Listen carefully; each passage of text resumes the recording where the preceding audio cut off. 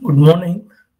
Today we are going to see again some questions on compression members which may help you in theory and oral examination.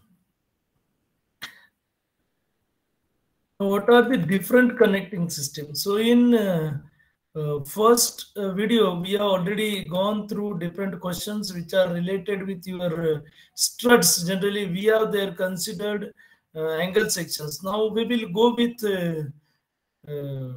columns, and in this we will go with what are the different connecting system for column components. So we have two, one is lacing and second is battening. What will be increase in effective length in connecting system? So now if we will go to clause number 7.6.1.5, so effective slenderness ratio. So this is effective length goes to effective slenderness ratio, or you can see this as effective slenderness ratio.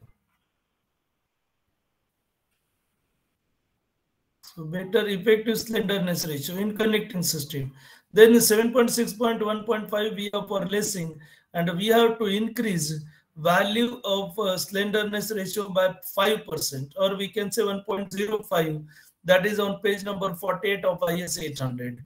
And for battening, if you will go to 7.7.1.4, then there they have mentioned that effective slenderness ratio shall be taken 1.1 times, means that is increased by 10%, which is given on page number 51 of IS 800 2007. So what will be effect of increase in? I will mention again effective slenderness ratio. So what will happen? So if you remember table 8A, sorry 9A, I will mention to 9D. So we have in first column, that is lambda, that is slenderness ratio, and then we have FCD in other columns for different value of FY from 200 downwards.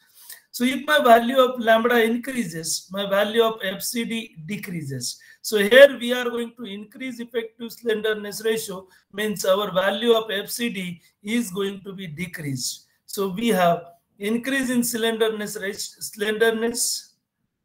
ratio reduces compressive stress as per table numbers 9A, B, C, D. Then what radius of gyration? Why radius of gyration about perpendicular axis of lacing greater than parallel axis? So we are going to say we are in this position, and we have this will be ZZ axis. So here we have, that is, this is Z individual and Z whole. We have along the same line because section is symmetrical. Now in case of Y axis, we have Y individual. This is at along this line, and we have to find out that is Y whole, and we have Y whole along this. So this will be Y whole, and we should have IYY should be greater than or equal to IZZ, and this will gives us most economical section, because if your IYY is greater, means we have RZZ is minimal. So we can increase RYY can be increased by increasing spacing. So this, if we will increase this spacing, then we can increase value of RYY, and as RYY increases, our lambda value, that is L upon R, this reduces, and if this reduces, so automatically my value of FCD that increases, and therefore we have to keep spacing in such a way that we should get maximum value of R minimum, and that will be possible by providing S in such a way that our value of RYY that should be greater than or equal to RZZ. We cannot increase RZZ, but we can increase RYY, and therefore we have to provide radius of gyration about perpendicular axis greater than that of parallel axis for most economical section. How lacing are provided is uniform or can be provided non-uniform. So we have to provide according to 7.6.1.2. It should be preferably, it should be uniform throughout. And this should be mirror image. So we have mirror image. Diagrams are given in IS 800-2007. What criteria for width of lacing? If you will go to 7.6.2, then your width of lacing depends upon your diameter of the bolt. So you can see this is the minimum width of lacing bar shall be 3 times. So this depends upon the diameter of the end bolt or rivet, and that is 3 times. So I can say width of lacing should be greater than or equal to 3 into diameter of bolt. So 3 times the nominal diameter of end bolt or rivet. What is the criteria for thickness of lacing and battening? So if we will go to 7.6.3, which is on page number 50, so we have criteria of lacing for thickness, and that is given. So we have two lacings, that is single lacing and double lacing. In case of single lacing, so you can have flat lacing bar shall not be less than 1/40th of its effective length for single lacing, and then we have 1/60th of the effective length for double lacing. Then battening, we have the thickness of batten or the tie plates shall not be less than 1/50th. So try to understand. So if you will write single lacing 1/40, battening, this is in between these two, 1/50, and double lacing 1/60. Double lacing 1/60. So value should be greater than these values. Then what is preferable angle of inclination for lacing? That is given in clause number 7.6.4. So preferable angle should angle not less than 40 degrees and not more than 70 degrees to the axis of the built-up member. So we should have angle between 40 to 70 degrees. Then what is criteria for spacing of lacing? And that is given. So you can see this maximum spacing of lacing should be less than 0.7 into lambda whole or 50, whichever is less. So we have to calculate this value. 50 is with us, and we have to check which is lesser one. We have to use this criteria for maximum spacing of lacing. Now, what is the value of transverse shear? So transverse shear, that is 2.5% of axial force.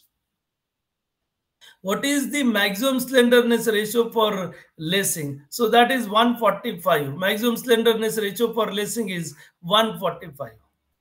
So what will be the minimum depth of battens required? So we have two battens, that is end battens and intermediate battens. And you can, what will be the minimum, not depth, minimum number of battens required?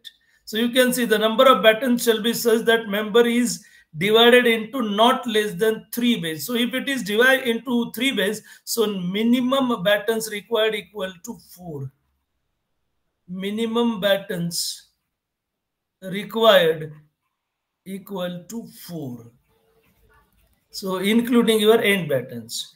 Then what is the shear and moment required for design of battens? So you can see we have VB is equal to V1C N into S.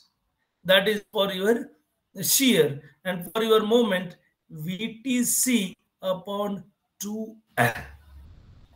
And this we have to use while we are going to calculate value of shear and moment. And C we have, that is spacing. What is the depth required for battens? So you can see over here. So the end battens, you can see here the end battens and those points where the member is stayed in its length shall have an effective depth longitudinally not less than the perpendicular distance. So perpendicular distance between the centroid of the main members. So centroid of the main member, so we can have centroid of this. So we can have likewise. So this will be line of centroid. So this we can have actually CYY. And then this will be minimum distance or our effective depth. Keep in mind, you have to add in this. So this is D. should be greater than equal to center distance between centroids. Between centroids. And for intermediate battens, you can see this will be 3/4. This will be end battens. If we will see intermediate batten, 3/4 of depth of end batten I can mention. But these values DE and DI should be greater than 2 into, so you can see twice the width of one member, 2 into B, that is width of the member. So these values we have to keep in mind when we will talk about the depth. Thickness already we have seen 1/50.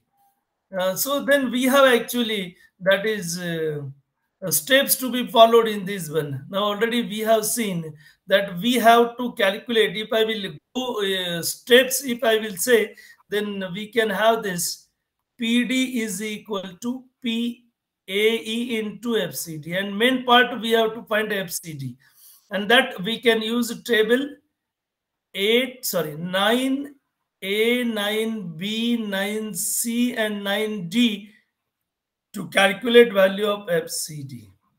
And then we can have this FCD depends on lambda, which is slenderness ratio, L upon R minimum, except we have angle connected with one leg, except angle connected with one leg.